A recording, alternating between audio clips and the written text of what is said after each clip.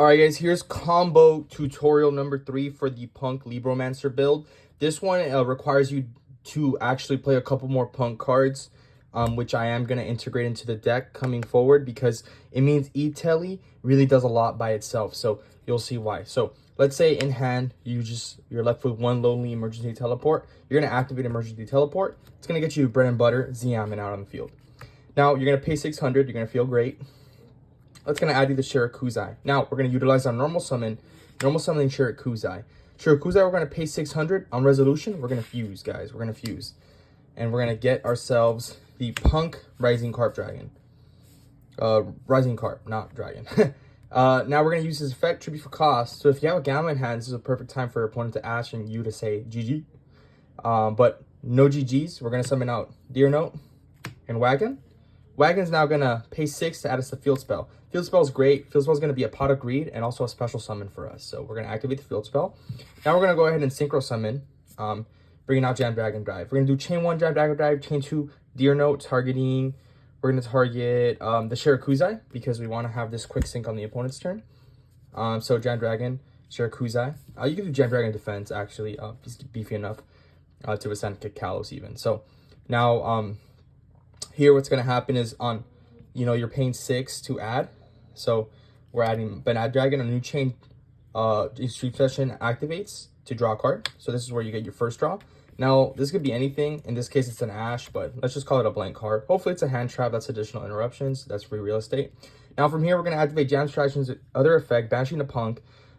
Here you want to typically you do want to keep Deer Note because Deer Note means like bring back next turn, get a free body.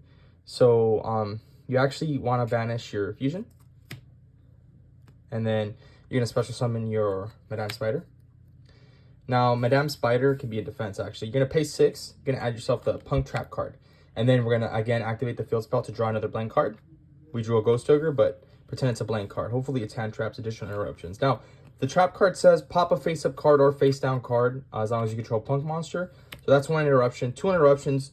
The second interruption comes out of using Shirakuzai on your opponent's turn, quick sinking, by paying 6 to summon out the Amazing Dragon. Now you're going to do Amazing Dragon Chainlink 1, or just Amazing Dragon Chainlink 1, and Jam Session Chainlink 2 to block the Amazing Dragon, and that's going to initiate another card. In this case, it was a Gamma. Because you paid 6 to do the quick fusion. And now this one, because you have 3 punks automatically engraved through the combo, you get to bounce up to 3 cards. So amazing, really big interruption, especially for people trying to set up boards to link climb, synchro, whatever the case may be. Even at end phase, you could do it during your opponent's turn to bounce back a bunch of set cards. So that comes up as well. So you have a bounce for 3, and then you still have a pop. And we drew 3 cards through the combo, so you still have potential hand traps in hand. So that's what one E-Telly gets you. Punk did lose a lot of gas due to Chaos Ruler being hit, but this nonetheless is a really strong combo. Now, let's say on the follow-up, you're going to draw your card. It doesn't matter what you draw. Again, this is the Libro version, so you draw Libro. You're going to use the Amazing Dragon. You're going to target Deer Note to come back. And remember, at this point, if Jam Dragon, if your opponent ever responds to a Punk effect you're activating, you have Jam Dragon engraved. And don't forget Jam Dragon's effect where he gets to come back if your opponent responds to a Punk effect. And then on summon, he gets to, once again, add you a level 3 to hand. So it could be a Ghost Ogre, guaranteed interruption. It could be another Punk name. So it could be a Libromancer if you want to get the Libromancer plays going on your next turn. So amazing, amazing synergy there. From here, that's Amazing Dragon's effect. Now you're going to use these 2. And you can go into potentially like cross sheet, but more likely going to go into IP. Now Deer Note's going to trigger again. This time you're going to target your Xiamen. And then Xiamen's going to pay 6. Now you're going to add whatever the heck you want. But let's say for the sake of it, heck, let's order a Foxy Tune up because to get another free summon from deck, right? So we got Foxy Tune, and now we have bodies on board to make Boral Sword. We can make Boral Sword. Heck, we can make Appaloosa. We can make Unicorn. We have options. And actually, we could also go ahead and summon the Foxy Tune, tributing the Amazing Dragon to make Psychic and Punisher if that's going to be our like win con, right? So this gives us options. Needless to say, we also drew like 4 cards through this process.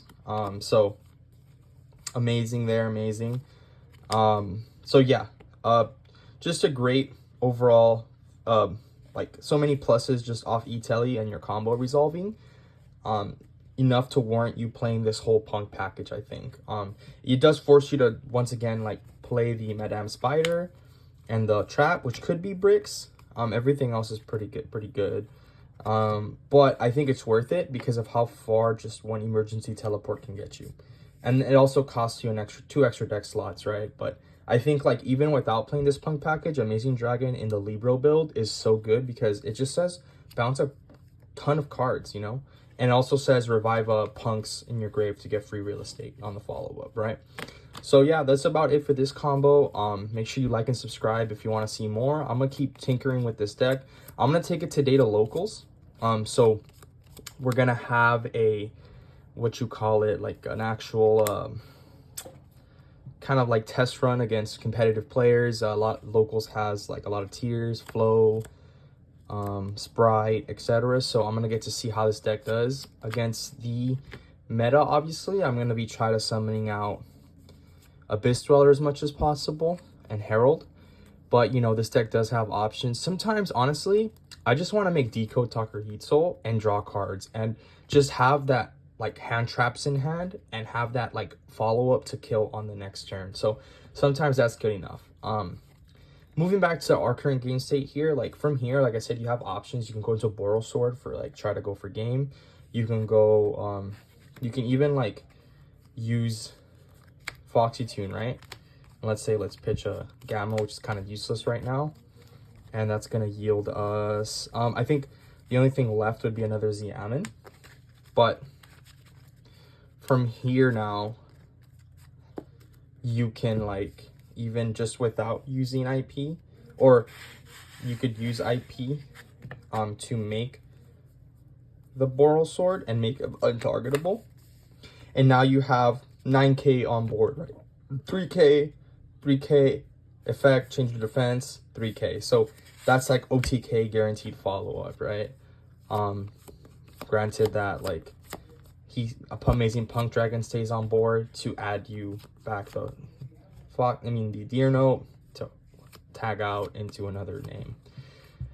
So yeah, really good. That's also why I play Boral Sword over playing what do you call it, access code, because I think Boral Sword is like guaranteed game.